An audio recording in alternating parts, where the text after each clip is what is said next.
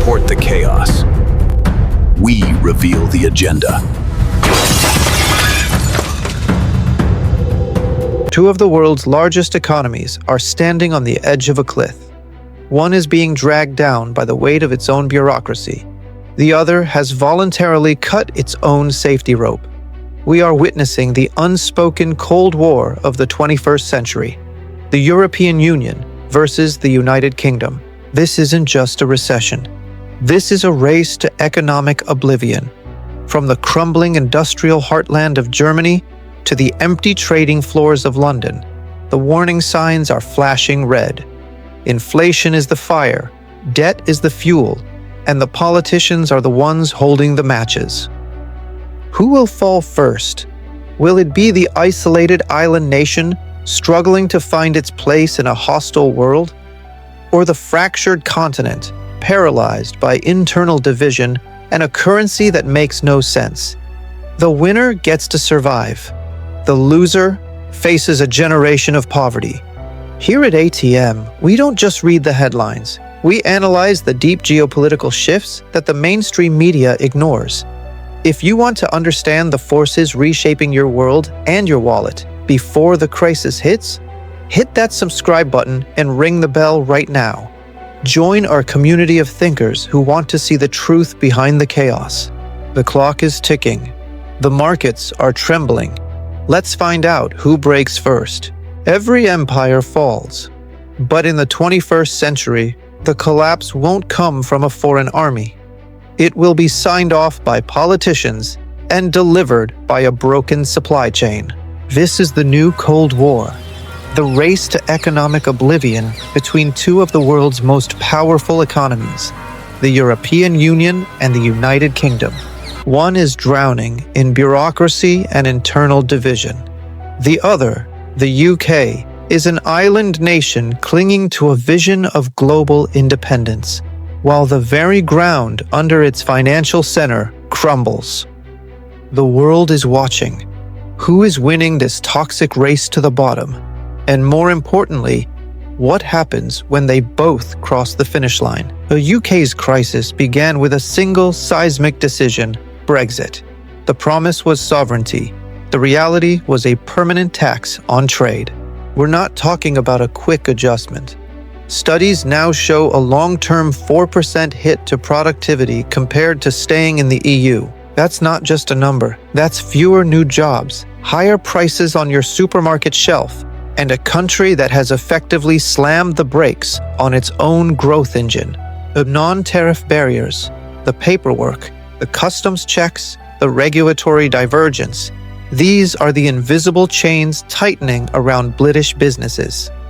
But if the UK's problem is a sudden, sharp trauma, the EU's is a slow, creeping cancer, a problem of design. The Eurozone, a currency union without a full fiscal union.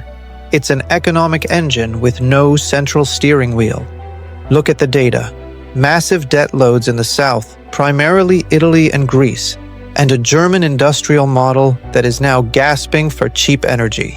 The EU avoided the collapse of a decade ago by printing and loaning, but they never truly solved the core issue. When the next recession hits, is Brussels ready to let an entire member state fail? This isn't just about bonds and trade. It's about people. The UK's post-Brexit immigration system has created crippling labor shortages in critical sectors, from agriculture to healthcare. The friction is everywhere.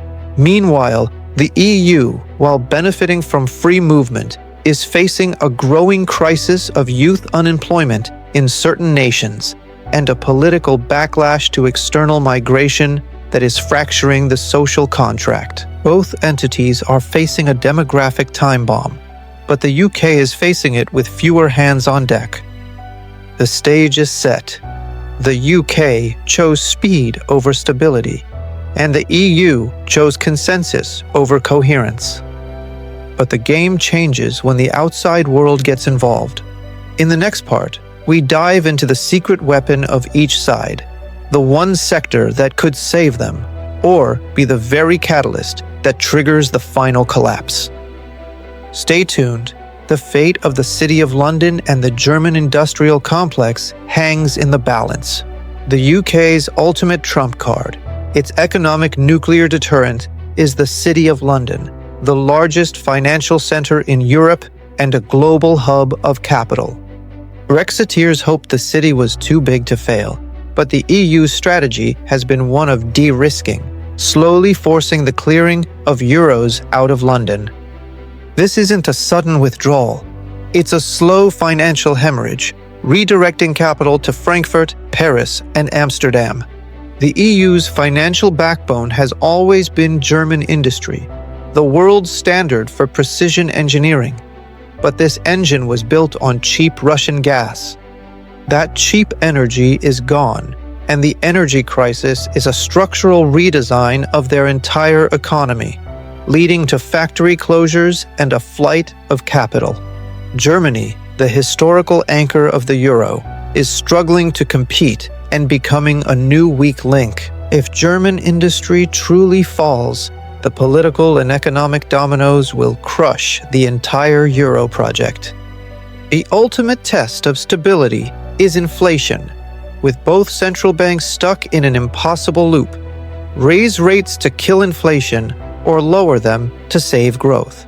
The Bank of England has fought a tougher battle with a weaker currency and unique import costs exacerbated by Brexit. The ECB, however, must set one rate for 20 different economies, creating policy paralysis. What is right for slow-growing Germany is an economic death sentence for highly indebted Italy, posing the greatest threat to the euro's survival. The final factor is the world outside. The war in Ukraine has forced the EU to unify on security, but shattered energy and trade assumptions. The rise of US protectionism and Chinese dominance is forcing both the UK and the EU to pick sides. The UK is betting on the transatlantic relationship, but at what cost to its closest neighbors? The EU is desperately trying to build strategic autonomy. But can it do so when its internal unity is being tested to the breaking point? The global currents are not slowing down to wait for them to fix their internal messes. The economic battle is getting personal, with governments on both sides now holding their own political survival hostage to economic policy. The UK and the EU face critical economic and political challenges that will determine their future prosperity and stability. Brexit has significantly impacted the UK economy, with GDP per capita estimated to be 6 to 8% lower by 2025 than it would have been without it. Investment levels are 12 to 18% lower, and the average citizen is nearly £2,000 worse off in 2023 due to Brexit. Political instability in the UK could lead to rash decisions, like unfunded tax cuts, triggering a bond market revolt and a currency crash. A complete collapse of investment, with businesses halting construction and relocating, could make economic stagnation permanent. For the EU, the primary threat is sovereign debt, especially when the next global slowdown hits, causing risk premiums for nations like Italy to explode. The European Central Bank's Transmission Protection Instrument, an emergency bond buying tool, is politically explosive to use. Its use could spark a firestorm in Northern Europe, fueling narratives of perpetual subsidization and a constitutional crisis over the euro's purpose. Both the UK and the EU face headwinds from the US-China trade war, with increasing protectionism and China's economic slowdown impacting global demand. Every new tariff and trade barrier directly subtracts from their already shrinking growth potential, as the age of seamless globalization is over. For the UK, a catastrophic trigger event would be a complete collapse of investment, leading to permanent economic stagnation. For the EU, a bond market revolt, where key sovereign debt becomes unsustainable and the ECB cannot intervene, could lead to a systemic crisis. The line between solvency and collapse is thinner than you think. Who has the better escape route? Does the EU's massive size offer a safety net or a bigger target? Does the UK's flexibility give it a chance to pivot or just a quicker way to drown? Let's break down the advantages. The EU's biggest strength is its size. It has a vast, deep, single market, a massive population, and the political gravity to stand up to the US and China. When crisis hits, the sheer complexity makes it slow to collapse. The UK's strength is its speed and sovereignty. It has the ability to make swift policy changes, to strike new trade deals, and crucially, its central bank, the Bank of England, controls its own currency. It is a lifeboat that can steer itself, even if it's smaller. If the UK wins the race to collapse, the most likely outcome is permanent economic exile, a significantly devalued currency, high inflation making imports a luxury, and a prolonged period of stagnation and low investment. The UK would not vanish, but it would become a lower growth, higher cost economy, a medium-sized power struggling for relevance, overshadowed by a more unified continent.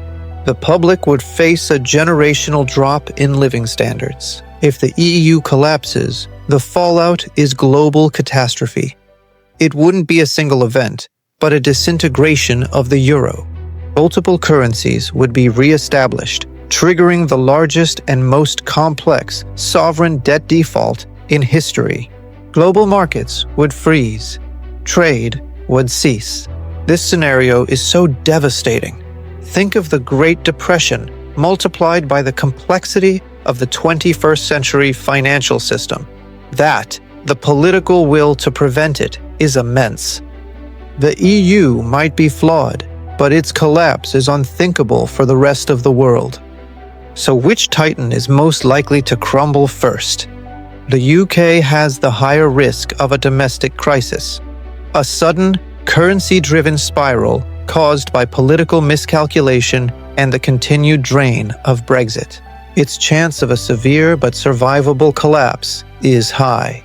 The EU has the lower risk of a sudden crisis, but the catastrophically higher impact if the financial fault lines beneath the Eurozone finally give way. Our ATM prediction is this: the UK will endure the tougher, more public struggle, a long, punishing stagnation that forces a slow, humiliating realignment with Europe. The EU will not collapse, but will be forced into a radical, politically impossible centralization, a full fiscal union to survive the next debt crisis. They both survive, but they are both fundamentally and painfully changed. The race isn't over. The forces of fragmentation are powerful, and the global storm is only gathering strength. Which threat do you think is more dangerous? Is it the UK's rapid isolation or the EU's slow internal decay? Let me know your prediction in the comments below. And if you want to stay ahead of the curve on the financial crises that are shaping our world, hit that subscribe button, because what happens in London and Frankfurt will soon decide what happens in your wallet. Thank you for joining me on ATM. I will see you in next video.